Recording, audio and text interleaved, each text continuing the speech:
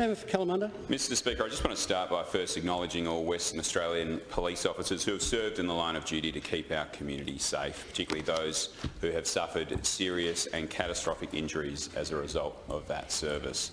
And my question is to the Minister for Police.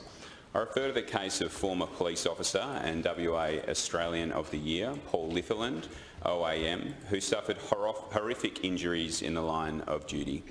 Says he was told he would be eligible for post-service medical compensation after leaving WA Police, and now says his claim has been denied. And I ask, has the Minister personally intervened and raised this matter with the Treasurer? And what action has the Minister taken in the 9 days since he publicly said he would look into it? Minister for Police. Thank you, Mr Speaker, and thank you for the member for the question. I share the appreciation, the commitment in terms of what police, men and women in blue, do every day for this state.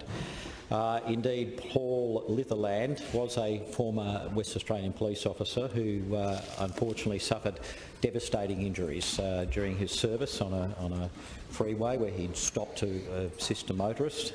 And he suffered devastating injuries which affect him to this very time. He's had to live with them.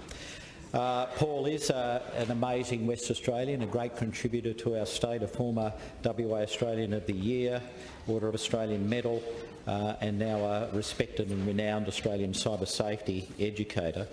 I first became aware of the matters you've raised, I think, last week. 9 days ago, thank you, when it was raised publicly. Mr Litherland had contacted the media in terms of after receiving or making a phone call to ICWA, I believe.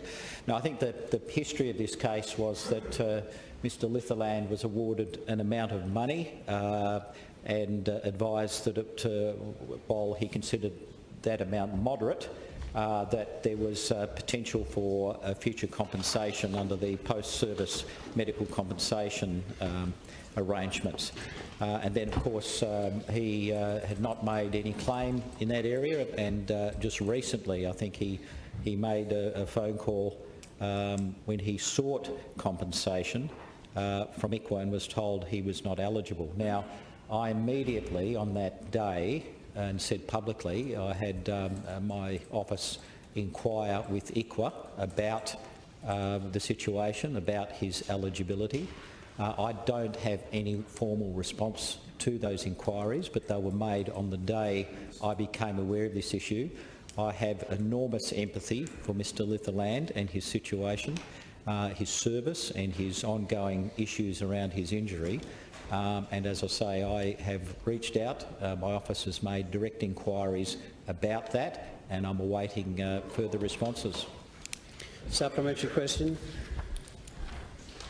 Minister, 9 days ago you committed to looking into this case. Not you, not your office, you committed to looking into this case.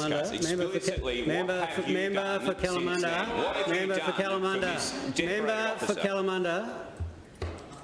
Sorry, but you're not getting to ask that question.